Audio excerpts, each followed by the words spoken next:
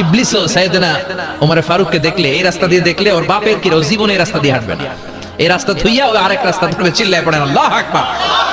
কাফেররা ভয় পেত, মুনাফিকরা ভয় পেত, শয়তান ভয় পেত, এমনকি বিশ্বনবীর বিবিরাও ভয় পেত।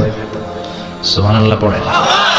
বিশ্বনবীর বিবিরা বিশ্বনবীরে ধরলেন, আমার এইটা কিনা দেন, ওইটা দেন। বিশ্বনবী কয় টাকা নাই, ক্ষমতা নাই, সামর্থ্য নাই, বেশি কথা কইলে তালাক নিয়ে যাও, তোমাদের চেয়েও সুন্দরী অনেক সতী সাধবী নারী আল্লাহ ব্যবস্থা করে দিবে। বিবিরা মাঝে মাঝে খুনসুটি করতো, নবীরে ধরতো, এটা নাই ওইটা নাই, এটা দেন। একবার সব বিবিরা টাইট করে ধরছে, ও নবী, আয়েশার ঘরে যেদিন থাকেন সাহাবারা বেশি হাদিয়া পাঠায় কেন, আমাদের ঘরে যেদিন থাকেন পাঠায় না কেন? কালকে জুমার নামাজের পরে ঘোষণা দিবেন সবার ঘরে সমান সমান হাদিয়া। নবী কয় আমি হাইতান্ন।